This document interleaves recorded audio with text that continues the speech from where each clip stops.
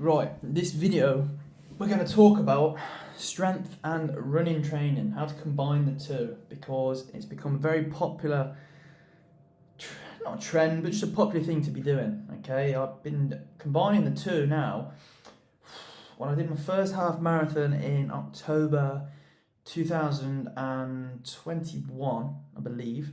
So I guess just before then it was the whole strength and running I was doing, and then obviously since then combined strength, running, swimming, cycling, and everything else. So I thought I'd just go through things. Now, obviously, the whole hybrid stuff has been very popular. You've got your Nick Bears, Ollie Marchon, like Fergus Crawley. There's quite a few out there that have been doing it now for a while, and obviously, I'd say I've been doing it a while as well. Maybe not as long as them, but it's been something I've been doing for a fair bit now. Obviously, before was very much bodybuilding training. When I first started sort of documenting myself on social media, it was very much bodybuilding.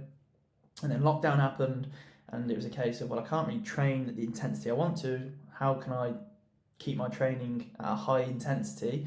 And that was going to be running, because I was 100 kilos. So running for me was quite tricky, but it was something I got into. And then obviously, as I just said then, first half marathon, October 2021.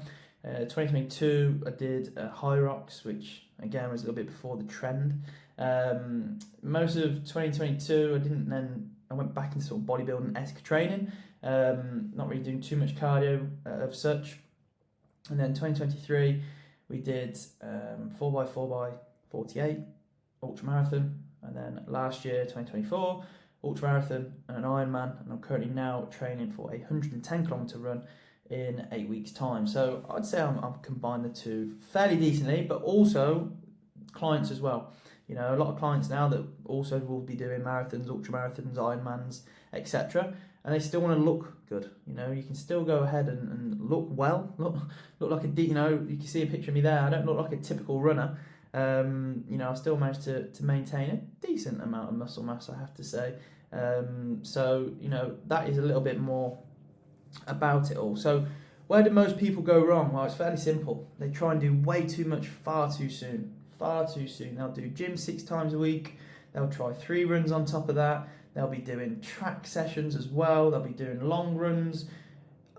They'll be doing long runs in zone 2, even though their heart rate is at threshold. So they do far too much way too soon, which is not a bad thing, because like with anything, when something's new, you find a new love. It's like when you find a new bird, you're all onto them, bubble, bubble. Same with running. When you, what a horrendous analogy.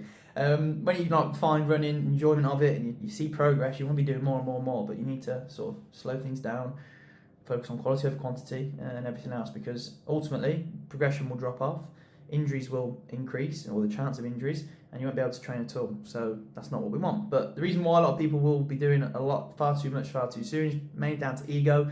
And I was the same. I thought more's better, document more, even more people see what I'm doing. But I then ran into plateaus, drop off in progress, wasn't able to sustain it.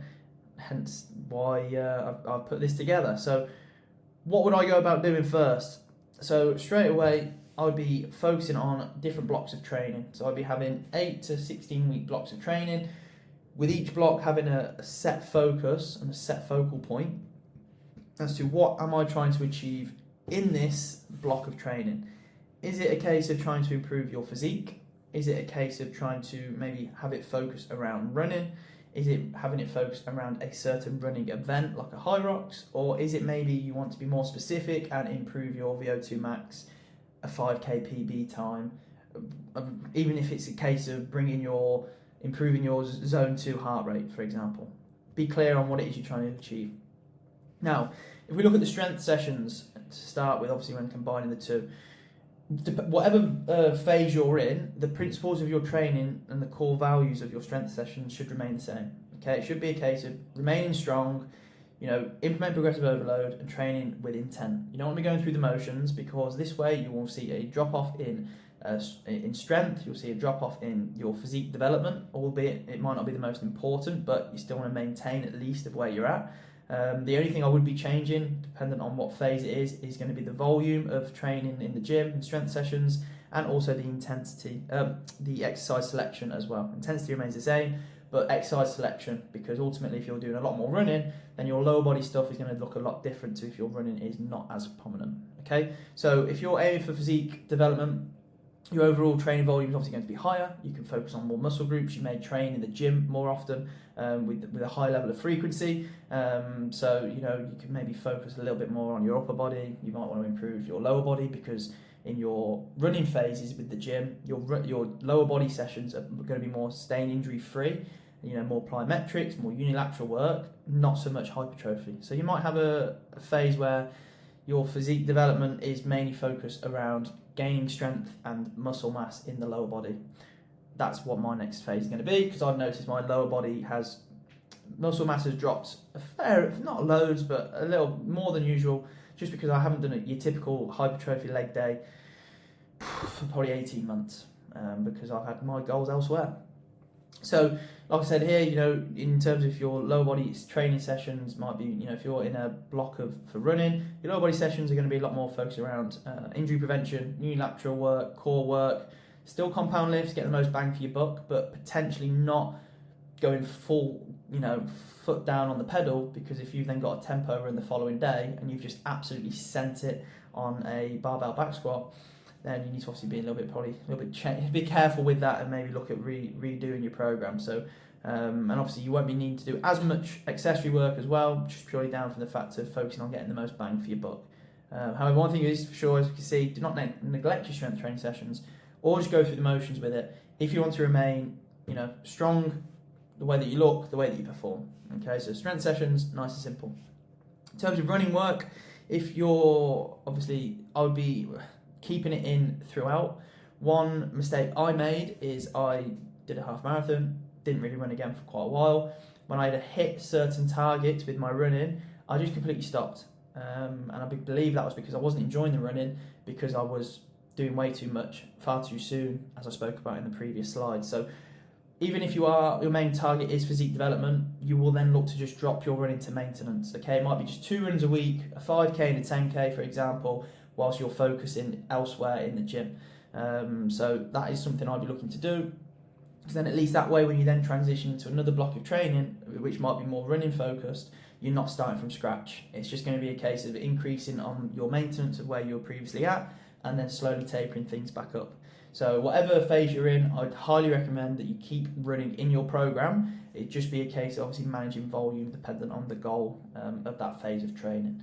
Now, if you're in a more of a running-based block, then your running is going to be priority. If you're running to do a marathon, an ultra marathon, or whatever it might be, you're going to need to probably look at doing 3 to 4 runs per week to get the full bang for your buck. Your tempo, your interval, your long run, etc., etc. So that is something you may look at doing, and therefore your strength sessions will obviously come down, and vice versa the other way around. But like I said, if you're in a physique development phase, 1 to 2 runs per week is going to be probably enough just to maintain things. And like I said as well, in the running sessions, it might be longer slow runs, tempo work, intervals, threshold. It could be some on the treadmill, some on a track, some even outdoors, but this is all going to depend on your goal.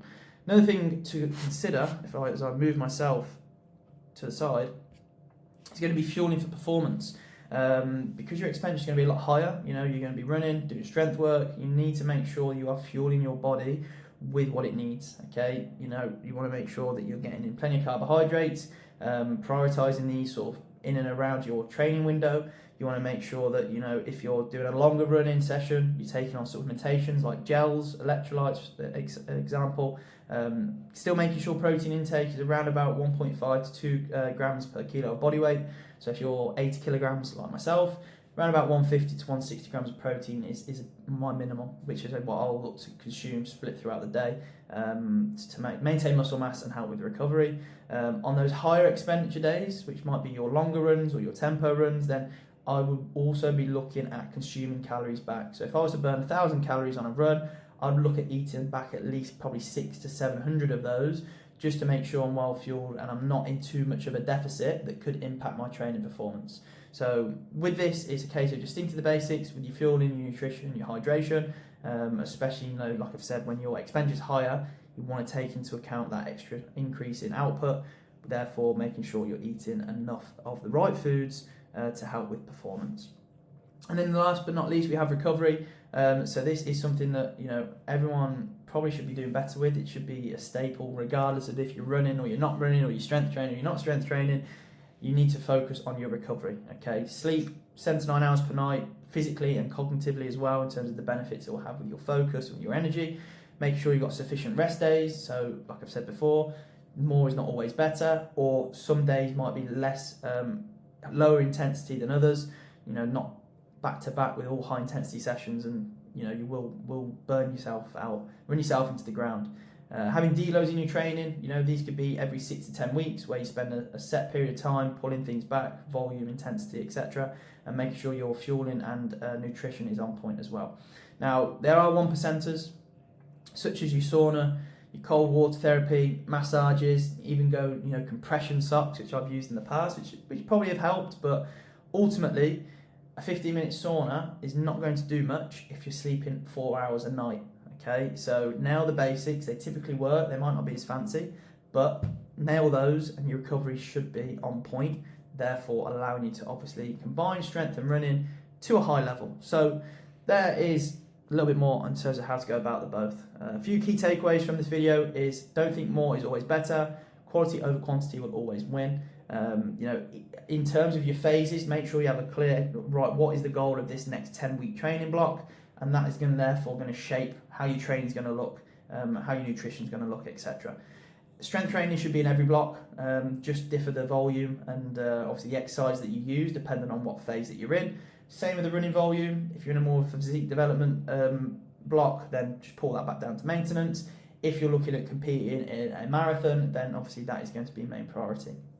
Make sure you're fueling for performance, and also make sure you do not neglect your recovery, because if you're neglecting your recovery, you're not going to be able to train as hard, you're not going to be able to, you know, improve your sessions and therefore achieve the outcome that you desire. So there we are. Now, if you are someone that is unsure with how to, you know, structure their training with their running and their strength training, or what to eat, I've got a 8-week coaching program which starts on the 7th of April. It's £99. I'm going to put the link in the description if you wish to join the priority list, which will give you access to the early bird offer when the spaces go live. So that's going to be popped down there. If you want to know more, you can always just drop me a message. And if you enjoyed the video, make sure to like, subscribe, and I will see you on the next one.